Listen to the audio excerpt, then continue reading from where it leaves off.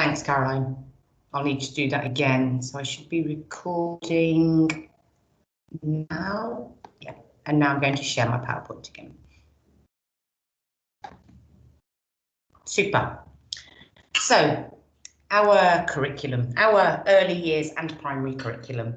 There is an expectation that we go deeper with our learning, and that requires an extra degree of inquiry and skills.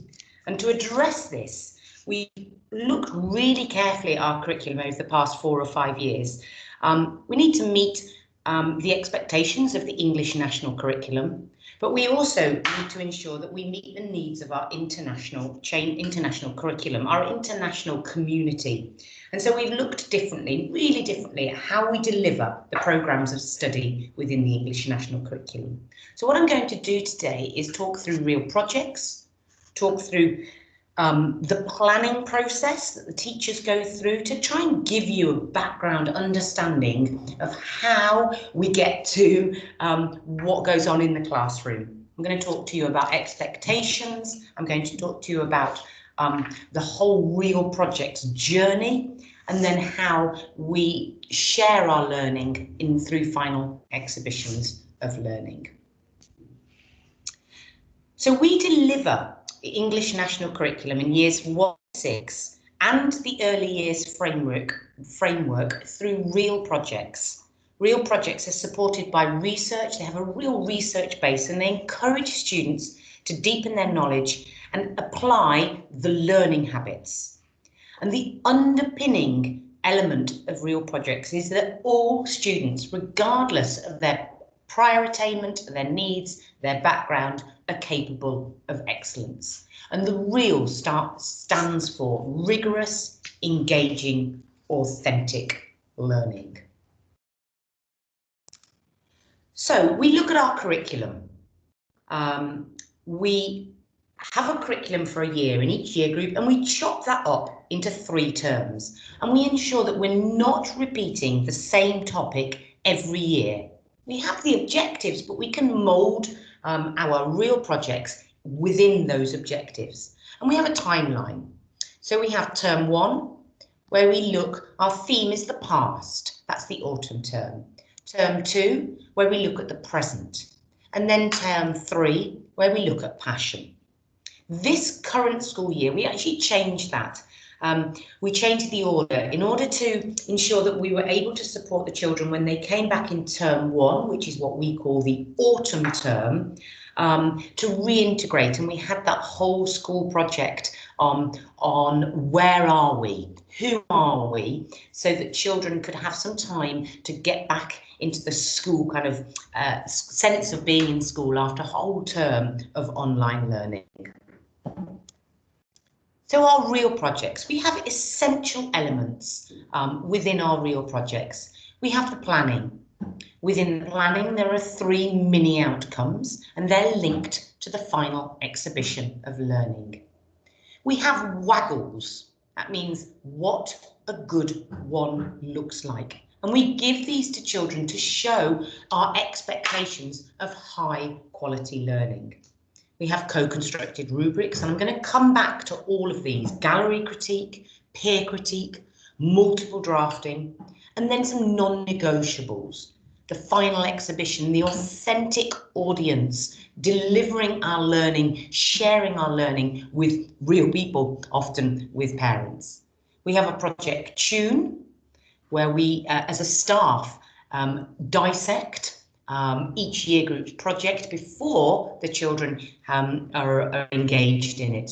We have an ethic of beautiful work, amazing progress, and then underpinning all of this are our learning habits. So let me just take you through. You will have seen these. They've been sent to you on Cognitive Connect and or via Seesaw and Tapestry. So each year group has objectives that are based around the English national curriculum, and we use these as a framework for our year's learning. The term prior to So for instance, this is spring term planning. The teachers would have started planning this in the autumn term. So each year they spend time dividing the curriculum into 3 terms to ensure coverage and to ensure progression. And we call this the curriculum chop-up. And then each term, the teachers in a year group plan the real project using the objectives and planning a sequence of learning, ensuring there is breadth and depth. And you can see that here, and you will have seen that on the ones that we shared with you for the summer term. This includes, the planning includes all of the teachers in the year group, the languages lead teacher, Rodrigo, our music teacher. So we've got a real joined up approach to the children's learning. From the project on the page, which gives an overview and a sequence of learning, we then feed this into a more detailed plan. And you can see this is a 3-week planning document for year 6. How has migration influenced my family? These are thought through really carefully to ensure we cover the objectives, but also that we have the time for children to go deep into their learning and to ensure learning habits are explicit within the learning. And then we obviously share these with families. It's also important to note that these are flexible. Obviously, we have the objective to cover, but sometimes children will take their learning off in a different way, and we absolutely encourage this. And I move on, so just to give you a sense of our planning sequence, I move on to a weekly planning. This is much more detailed. There's a very clear sequence of learning that supports and challenges all children. Year group teachers have time during their week to do this together. They plan together, they prepare, they assess children from the previous week, and they ensure that this learning has breadth, has the learning habits within it. And I've tweaked this one slightly. We actually have children's names often on this. Actually, we need to focus on this child or this group of children. So you can see the learning, the thought process behind is really deep. This is an English weekly planning. This is an internal document. We don't share this with parents. This is the teachers kind of overview of their planning. And you can see here that there's a real focus on this week. This is a year 3 document. You can see very clear that they focused on imagination as their learning habit. But you can see that's just at 1 day. So the teachers spend time ensuring their planning is succinct, but also meaningful and supports them and therefore the children in their learning. So these essential questions, I'm just going to go back to this one.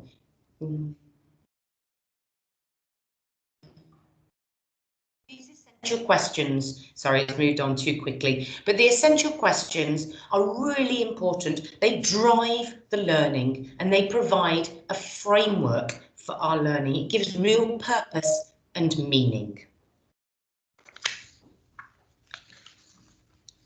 I talked at the beginning about beautiful work. Beautiful work is really, really important. It's that really allowing children to understand that they are capable of excellence. And we support children to do this in a range of different ways. Maybe the teacher offering guidance, or it might be their peers following a peer critique and the opportunity to respond and improve their work.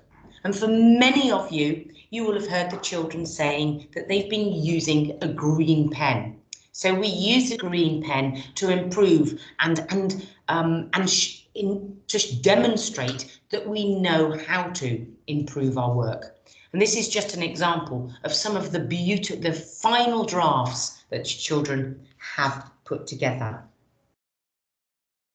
Learning together, experiencing, doing, feeling actually engaged and part of our learning is vital to producing an authentic experience that brings learning to life. And this was a year 6.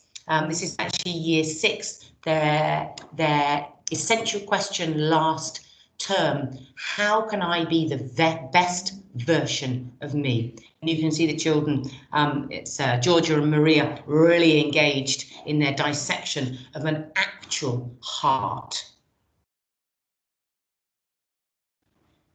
PCMD, for us, that's peer critique and multiple drafting.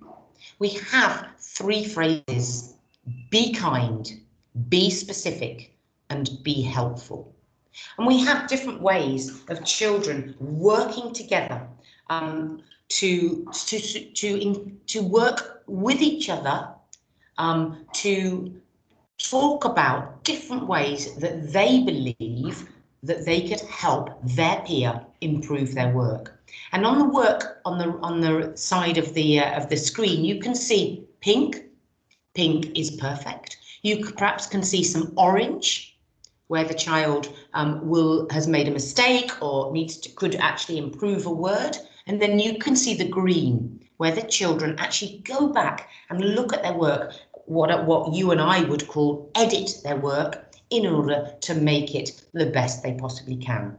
We don't do this with every single piece of work, but over the course of a term, the teachers will identify 3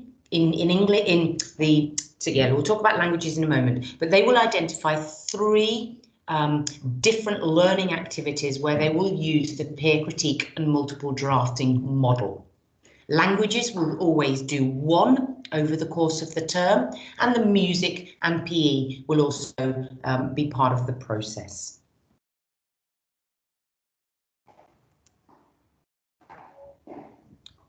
You may have heard your children talk about rubrics. A rubric is a guide to what I need to include in my work. So we'll use a waggle. Here we've got a rubric, an English rubric. We will have given the children a waggle, what a good one looks like, so that they know what they're striving for.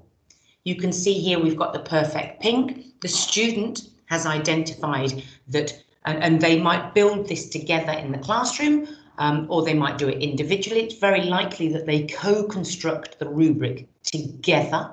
You can then see that they've identified when they finished their work, the pink means that they've achieved it. The teacher has then shown also that they have achieved it on the column there.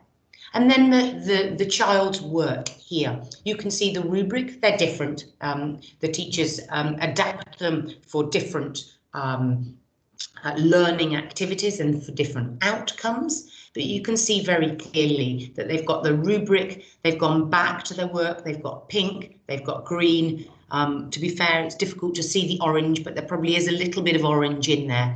And they've just gone back to their work to edit and improve. But again, I stress, we don't do this every single time. It would be very demoralizing to feel that you had to go back and redo every piece of work. So it's very clearly specified, and the children know that this element or this piece of work is their peer critique and multiple draft. This brings me onto something that's really part of our thinking at the moment. What skills will our children in early years and primary need when they leave? What are the top 10 skills for 2025? And actually, how are we preparing, even children who are 8, even children who are 4, how are we preparing them for the future? And therefore, throughout the whole process of curriculum planning, it's so essential that we have one eye on the future, what this will look like. And we are committed to continuous educational development and research. And here you can see this we're referencing research the World Economic Forum has done. And some of the headlines from that research: 50% of all employees will need reskilling by 2025. Critical thinking and problem solving top the list of skills that employers believe will grow in prominence over the next 5 years. And newly emerging skills this year are skills in self-management, active learning, resilience, stress tolerance, and flexibility. I've actually got a little example of that. I've got one of our children who's self-isolating at the moment in year 4. She's at home, she's got an iPad. Each day she dials in through Teams, and she has a learning partner in the classroom, so she's working with her learning partner through her iPad. There's direct conversation going on. She's actively learning. She's having to problem solve. She's also being super organised in her work, and she's developed resilience. And actually the feedback that we've had from the parents says that what an incredible experience this has been, because actually it's shown that she is able to use some of those learning habits, as we call them, those skills that she will need, and actually to problem solve her way to ensure that she is able to access the learning every day. And she's 9. It's just fantastic to see. Our students, our young people are incredible.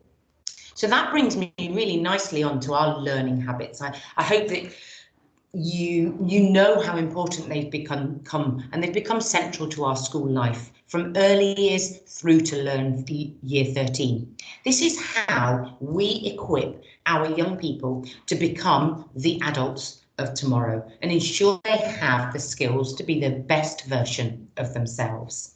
And they really help us to focus on developing lifelong skills alongside all of the other elements of the real projects, all the peer critique, all the discussion, all the independent work. For example, we've got attention, locking your mind into learning. And we know this happens when a child is interested in their learning. And we've seen that real projects really have facilitated this. I've talked a little bit about maths and English, I've mentioned music, I've mentioned languages, but real projects really does incorporate all subject areas. You'll often find that maths will sit outside the real projects, and we don't force links. Where necessary, we will teach discrete subjects.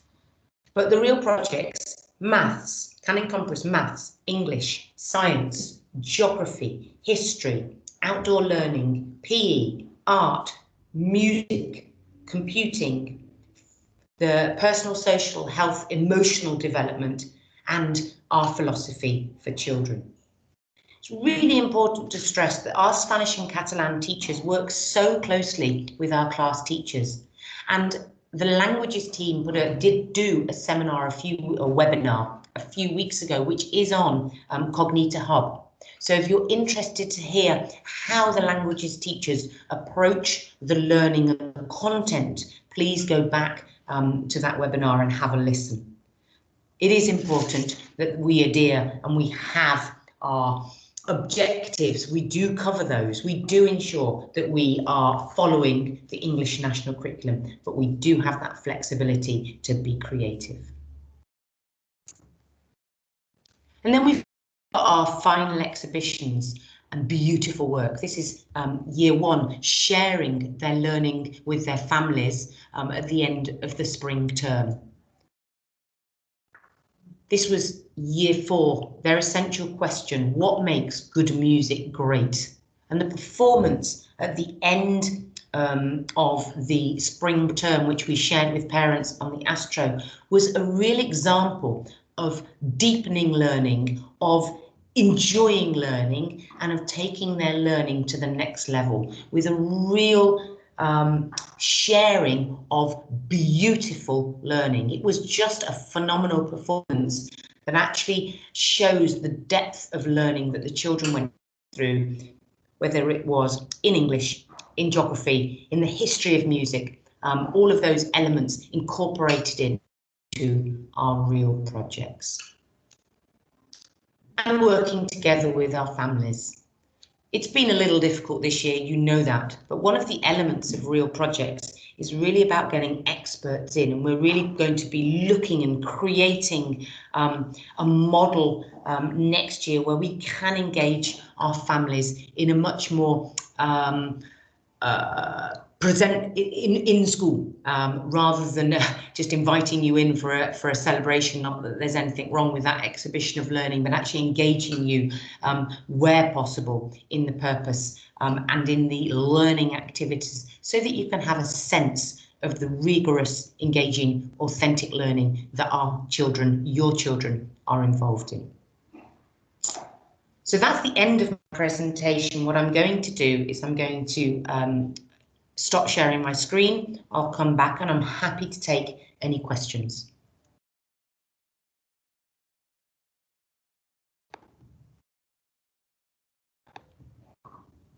Super. I hope you can see me. The subtitles won't be on at the moment. If you've got any questions, please do pop them in the chat. If you feel that you would like to have further information, then I would be more than happy to meet with you to talk about learning in a whole. If you want to talk about learning specific to your child, then your class teacher, your child's class teacher is the best person to share the learning with you.